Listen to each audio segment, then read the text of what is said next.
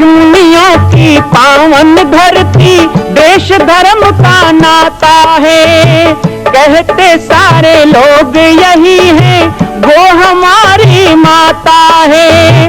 जाग उठो ओ भारतवासी, जाग उठो ओ भारतवासी, गौ पर छुरियां चलती है।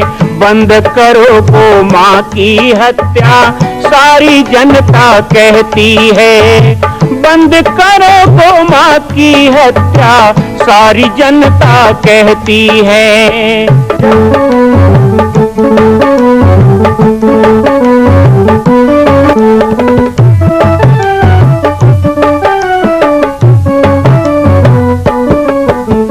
जगह जगह पर बूचड़ खाना, लाखों गौएं कटती हैं। किसे सुनाए व्यथा हमारी, नैना नीर बहाती है। रक्षा करना गौ माता की, रक्षा करना गौ माता की, गीता ज्ञान सिखाती है। बंद करो गौ माँ की हत्या, सारी जनता कहती है। बंद करो गौ माँ की हत्या, सारी जनता कहती है। जय श्री राम, जय गौ माता, जय गोपाल।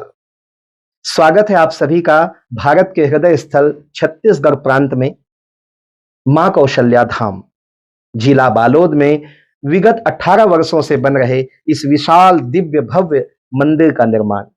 विश्व के अंदर भगवान राम के लाखों मंदिर हैं। अब अयोध्या में भी रामलला विराजित हो चुके हैं, लेकिन छत्तीसगढ़ की बेटी मां कौशल्या जो राम की माता है, उनका एक भी मंदिर पूरे विश्व में नहीं। इसीलिए यह विशाल तीर्थ का निर्माण विगत वर्षों से चल रहा है बालोद जिला छत्तीसगढ़ में। 25 करोड़ की लागत से बनने वाला 108 फीट ऊंचा, 65 फीट चौड़ाई और 136 फीट लंबाई का राजस्थान के ठोस पत्थरों से बनने वाला यह मंदिर हजारों वर्ष तक भारत में 5वें धाम कौशल्या धाम के रूप में स्थापित रहेगा। 3 तल के इस मंदिर में प्रथम तल पर भगवान शिव, मध्य तल में गोद में रामलला को लेकर स्वर्ण सिंहासन में मां भगवती कौशल्या विराजित होंगी और तीसरे तल पर पंचमुखी हनुमान। इसके अलावा सामाजिक समरसता को समर्पित यह मंदिर सनातन हिंदू धर्म के समस्त देवी देवताओं महापुरुषों की मूर्तियों से सुसज्जित होगा। आप सब एक एक मूर्ति का संकल्प भी इस मंदिर के लिए कर सकते हैं। ध्यान रखिएगा, यह अवसर बार बार नहीं मिलेगा, क्योंकि 2026 में मां कौशल्या का दिव्य भव्य धाम स्थापित हो जाएगा। मां कौशल्या विराजित हो जाएगी। एक बार पुनः आप सबको निवेदन करूंगा, आइए, जुड़िए और सबको जोड़िए इस विशाल तीर्थ के निर्माण में। मैं राम बालक दास महात्यागी आप सभी को आह्वान करता हूं, संपूर्ण प्रदेश एवं देशवासियों को, कि जिस तरह रामलला के दिव्य भव्य मंदिर के लिए आप सब ने मुक्त हस्त से दान दिया है, इसी तरह मां कौशल्या के एकमात्र विश्व के प्रथम धाम के निर्माण में आप सभी मुक्त हस्त से दान दें। यह दान 3 आहुति के रूप में लिया जा रहा है। हम 1100, 1700, 5100, 11,000, 21,000, 1 लाख, उससे भी अधिक जो भी राशि करना चाहें 2025 और 26 के अंतर्गत 3 बार देने का संकल्प लेंगे। रामचरितमानस में प्रसंग आया, भगवान राम को विश्वामित्र जी मांगने गए, अयोध्या गए मांगने के लिए। कहा, महाराज मुझे राम लक्ष्मण अपने पुत्र दे दो। महाराज दशरथ ने मना कर दिया, राम देत नहीं बनहि गोसाई, आप चाहे मेरे सब कुछ मांग लो, लेकिन राम मैं नहीं दे सकता। आपको चाहिए तो मेरी पूरी सेना ले जाओ, आपको चाहिए मेरी सब राजमहल का संपत्ति ले जाओ, पर राम नहीं दे सकता। महाराज दशरथ ने जब मना किया तो भगवान राम को बड़ी पीड़ा हुई। हालांकि मर्यादा पुरुषोत्तम है, राम जी पुत्र हैं और पिता जो कहे वो मानना पुत्र का धर्म है, लेकिन उस समय पीड़ा हुई। संतों ने कहा कि पिता के निर्णय पर पुत्र को पीड़ा क्यों हुई, भगवान राम को पीड़ा क्यों हुई? तो भगवान राम कहते हैं कि विश्वामित्र ने एक बात कही थी कि मैं जंगल में यज्ञ करता हूं, मैं जंगल में यज्ञ करता हूं और यज्ञ में मुझे आकर के सताते हैं राक्षस, तो मुझे चाहिए।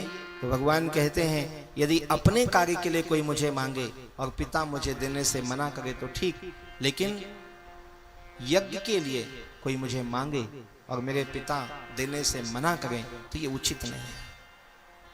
इस बात से हमें ये समझना चाहिए कि जीवन में चाहे कितनों भी हम मोह माया में हो, कितनों भी हमारे पास काम हो, लेकिन जब यज्ञ की बात आए तो समय निकालना ही चाहिए।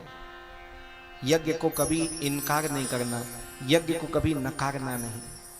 वैसे तो कोई भी सद्कार्य के लिए हमें समय नहीं है ऐसा नहीं कहना चाहिए।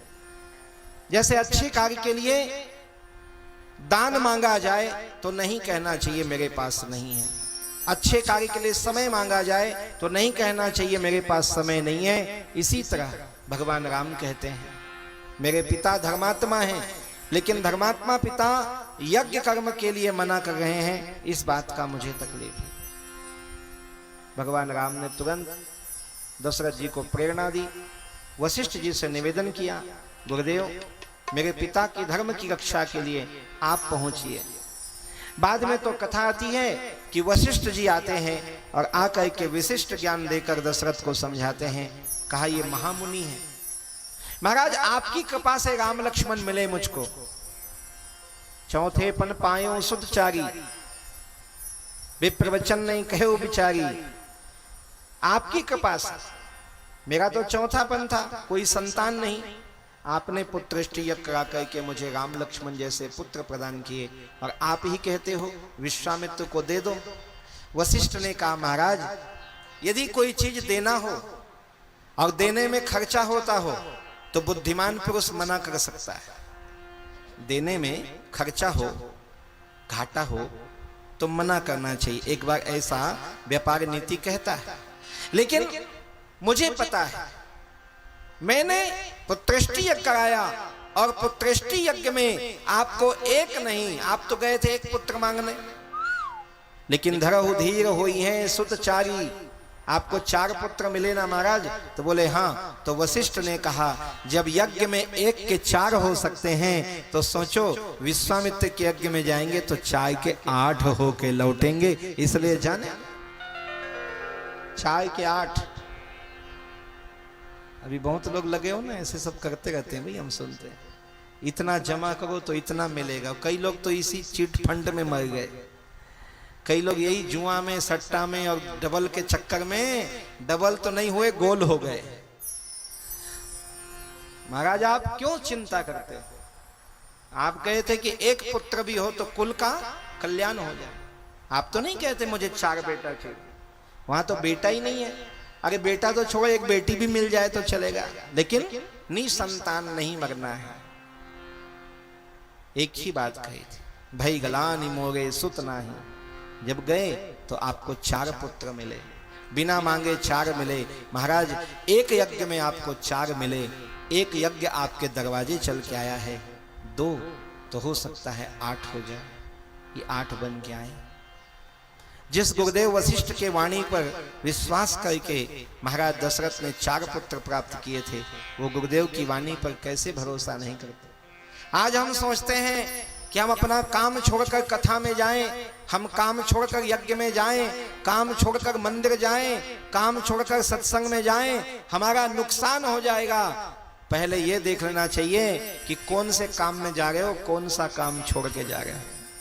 यदि नश्वर को छोड़कर शाश्वत की ओर जाने का अवसर मिले, जो नाशवान है ऐसे सांसारिक कार्यों को छोड़कर जो अनश्वर है वैसे सनातन की ओर आगे बढ़ने को मिले, तो नश्वर को त्याग देना चाहिए और सनातन की ओर आगे बढ़ना चाहिए, उसे समय देना चाहिए। उससे आपका तन मन धन तीनों लगेगा, लेकिन तीनों कई गुना होके मिलेगा।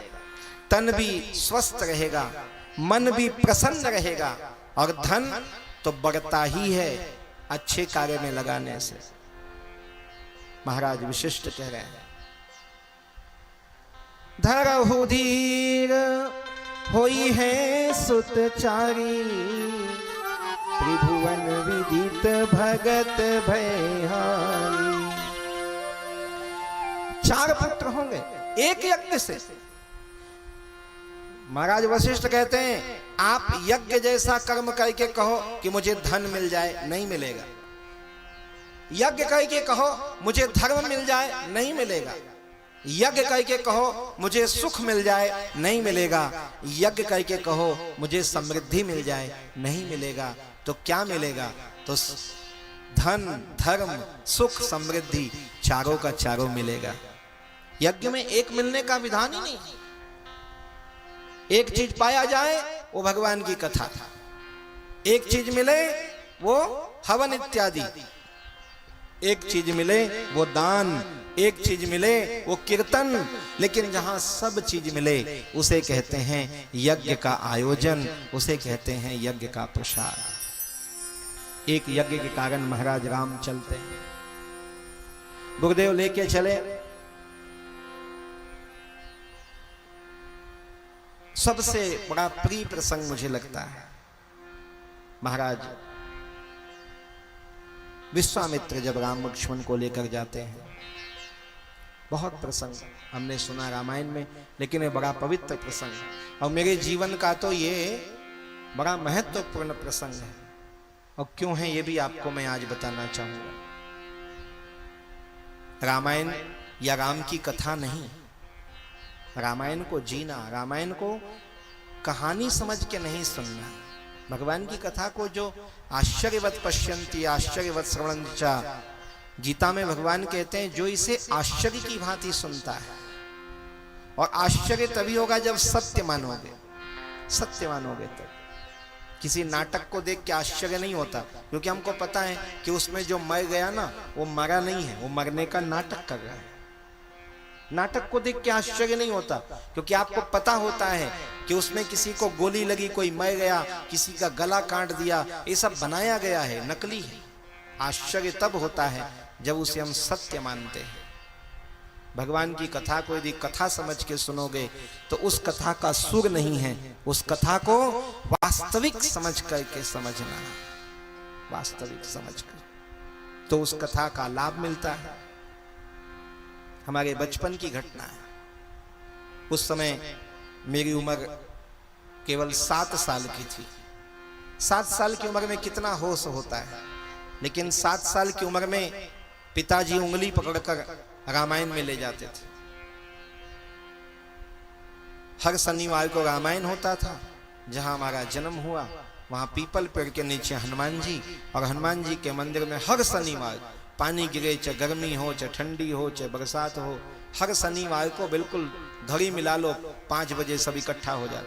हम भी स्कूल से आते बस्ता फेंकते और रामायण का इंतजार करते, और स्कूल से आते ही पिताजी के साथ जाते। तो रामचरितमानस की कथा होती थी, सब गांव के लोग ही करते थे। कोई उस समय ये नहीं था कि मंडली बुलाओ, वो करो, माइक लगाओ, पंडाल लगाओ, बैठ गए ढोलक हारमोनियम लेके रामायण शुरू। एक टीका कर रहा है, गांव का लुहार तबला बजाए और गांव का नाऊ हारमोनियम बजाए। ये हमारा समरसता था, ये हमारी समरसता थी। और आज हमें लोग कहते हैं कि जाति पाति के नाम में तुमने समाज को बांट दिया। छत्तीसगढ़ के गांव में आज की नहीं अनादि की परंपरा रही है, भगवान के मंच में कोई छोटा बड़ा नहीं होता था। ये प्रमाण मैंने बचपन में देखा। आज मैं जो बातें कहता हूं उन्हें सीखा बचपन में, रामायण के मंच में सीखा। तो हमारे गांव के जो मर्दनियां होते थे ना, नाऊ ठाकुर, अब बड़ी मूंछ होती थी, अब बढ़िया वो हारमोनियम लेके बैठते, और तबला बजाने वाला लोहार, वो लोहार भैया मस्त तबला बजाते, और उसी के बगल में हम आसन जमाते। हमको अच्छा लगता था। अच्छा उनका तबला कम लगता था, पर अच्छा ज्यादा ये लगता था कि उनके सिर में एक भी बाल नहीं थे, और बड़ा चमके एकदम, साइन करे भाई उसका है? और तबला बजाने वाला ऐसे चुप कभी तबला नहीं बजाएगा, वो मुंडी उंडी घुमाते रहता है। तो वो लोहार मुंडी घुमाए तो हमको बड़ा मजा आया, तो उसके बगल में बैठते थे। तो उस समय हमारे गुरुदेव भगवान श्री राजयोगी बाबा जी चारों धाम की यात्रा करके लौटे थे, और वो घूमते घूमते हमारे गांव पहुंचे। हम 7 साल के थे। तो गुरुदेव भगवान वहां गांव में पहुंचे, तो गांव में सीधे हमारा घर पूछते हुए आए। वहां कोई भी साधु संत आते थे उस गांव में तो सीधे उसी घर में आते थे, ये हमारा सौभाग्य रहा। तो वहां आए, हमारे पूज्य पिताजी उनकी सेवा करने लगे। तो शनिवार को रामायण हुआ तो गुरुदेव को लेके वहीं ले गए पीपल पेड़ के नीचे। और गुरुदेव ने जब हारमोनियम पकड़ा तो गुरुदेव के हारमोनियम बजाने में जो जादू था, जो स्वर लहरी थी, ऐसी सरस्वती उनके उंगलियों पे विराज। हमने देखा कई लोगों के वाणी में सरस्वती होती है, हमारे गुरुदेव की तो उंगली में भी सरस्वती थी। जब हारमोनियम में थिरके ना तो ऐसे स्वर निकले, अद्भुत। और गुरुदेव ने जो प्रसंग सुनाया माताओं बहनों, वो विश्वामित्र जी राम लक्ष्मण को मांगने आए थे ना, वही प्रसंग। अब ये मुझे नहीं पता, ये गुरुदेव की कुछ सेटिंग रही होगी, लेकिन हमें नहीं पता। हमने गुरुदेव को पूछा भी बाद में कि आपको पता था कि हम इधर आने वाले हैं इसलिए आपने सुनाया? बोले हमको कोई पता नहीं था। ये तो उसके 1 साल बाद हमारी माताजी आश्रम गई तो उन्होंने कहा कि हम अपने बच्चे को देना चाहते, 1 साल बाद। लेकिन वो 1 साल पहले गुरुदेव ने जो विश्वामित्र को राम को मांगने वाली कथा हमें सुनाई, वो 7 साल की उम्र में कहीं ना कहीं वैराग्य का बीज अंदर आ गया। ये रामायण का प्रभाव हमने अपने जीवन में पाया। तो रामायण को बाहर ढूंढने की जरूरत नहीं, ये राम कथा को कहीं बाहर ढूंढने की जरूरत नहीं है। ये हमारे जीवन में घर कर जाए, हमारे जीवन में ओतप्रोत हो जाए। इसीलिए महाकवि बिंदु जी ने कहा, सदा शुभ आचरण करना सिखाती रोज रामायण। मां कौशल्या के धाम का निर्माण प्रारंभ हो चुका है, अब 2026 में पूर्ण होने वाला है। अरे अंगद हनुमान नहीं तो गिलहरी तो बनिए। एक छोटा सा संकल्प आप अपने मां भगवती के लिए नहीं कर सकते हैं? यदि आप राम भक्त हैं तो मैं चाहूंगा कि मां कौशल्या के धाम के निर्माण के लिए आप अपने जीवन का एक अंश जरूर समर्पित करें। आइए हमारे नीचे चल रहे व्हाट्सएप नंबर और अकाउंट डिटेल पर संपर्क करके अपने जीवन का एक अंश लगाकर आप भी पुण्य के भागी बने।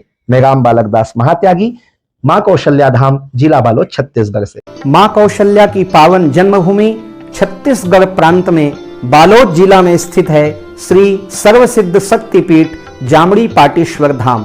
परम पूज्य सद्गुरुदेव राजयोगी बाबा जी की तपस्थली श्री पाटेश्वर धाम और विश्व के अद्वितीय मां कौशल्या जन्मभूमि मंदिर निर्माण का दर्शन करने और इसी प्रकार समसामयिक विषयों पर अपना ज्ञान वर्धन करने के लिए और 10,000 गायों के लिए बनने वाले श्री हनुमान नंदीशाला गो अभ्यारण्य का समाचार प्राप्त करने के लिए आप सभी देखते रहें YouTube चैनल पर राम बालक दास, और हमारे चैनल को आप सभी सब्सक्राइब करें, घंटी का बटन दबाएं ताकि आप सूचनाओं से जुड़े रह सकें। जय श्री राम, जय गौ माता, जय गोपाल।